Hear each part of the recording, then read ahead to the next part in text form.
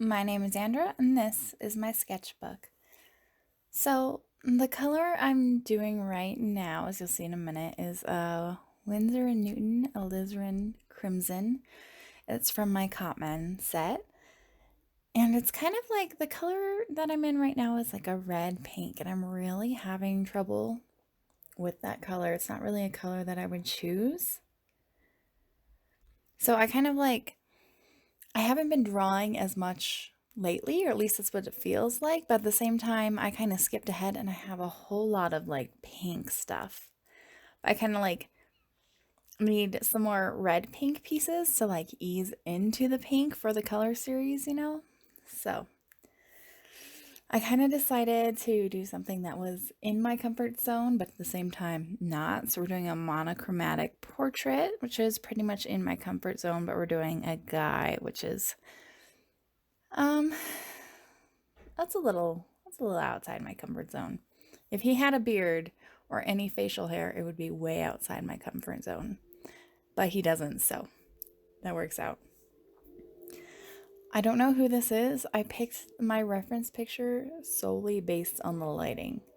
So, oh, and here's my Winsor and Newton student Cotman set. This was like my first real watercolor set. It was like $50 at this time. As you can tell, it's been very well loved, but I haven't touched it in a long time. I think I used it in one of my videos recently, but otherwise I don't grab this set anymore. I have a smaller Winsor and Newton Cotman set that I carry around with me in my purse. And I carry that one around with me because I don't like it very much, so if I accidentally knock it off a mountain, it doesn't matter to me. So one thing I realized when I was looking at the sketchbook is I don't really have, when I was flipping through the sketchbook, I don't really have a lot of portraits in either of my moleskins. I've got several moleskins. I have 3 that I'm working on and 1 unopened one. And I don't have like hardly any portraits in there of people. I do have landscapes and animals, which are normal, but I kind of want to add something in there.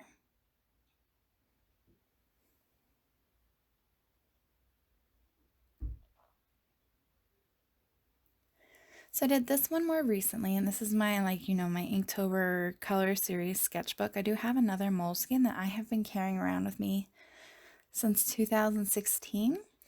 And my goal is to try to fill it the last 6 pages before 2020. So we'll see if that works. I've been showing some of my the other moleskin progress on my Instagram stories if you're interested in that. That's where you can see that for now. I went to the art store recently to pick up some more paintbrushes just like this one that I have, which is a number 8 long round Princeton watercolor brush. They're very nice, and that's one of the things I think you need to pick out in person when you go shopping for art supplies is your paintbrushes. Because like some of these can come to a very fine point and some of them don't, so I like to pick out which one I'm going to use. And I'm kind of like worn down my tip quite a lot. So I can't get the fine lines in this brush anymore that I used to be able to do. I think you can do a lot with just one brush, especially if you can get one that comes to a fine point. I considered giving this one a background similar to the husky one that I did last because I really like Payne's Gray, but I decided just to leave it simple. I actually did another piece with the same color that I really liked, and it was just some line art with really light watercolor washes in this color. And I'll post that on my Instagram coming up soon too. I'm really fond of the other piece. So this one was kind of like inspired by the last portrait I did using the same color. When I checked my proportions on this piece, they did, if you were paying attention, if you kind of look closely, all the features, all the lines in this drawing kind of slant downward to the left, and when I checked my proportions I bring it up to the mirror and the mirror image flips it, you can really see that slant. But I decided just to go with it and draw it anyway. I like it. It's a good sketch. In total, I think it took me, if you don't count the drying time, it took me about half an hour to paint this, so not too long at all. Oh, I feel like this is kind of just like a filler piece for my next sketchbook, and it is. I have a lot of pieces, and I need to merge the gap between red to pink, and this is one of the pieces that it's helping me do that. So I'm a little bit stuck at the moment. Anyway, if you like this video, give it a like, comment, and let me know which your favorite color to paint with is.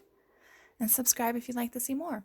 If you'd like to see my full color series that I have so far, you can check that out on my Instagram, link below. It's pretty much the only place where you can see all of it in a nice, neat, organized manner. If you'd like to see kind of like update and progress and just really messy shots, you can check out my Twitter, where I just kind of post whatever I want there. All right, thank you for watching.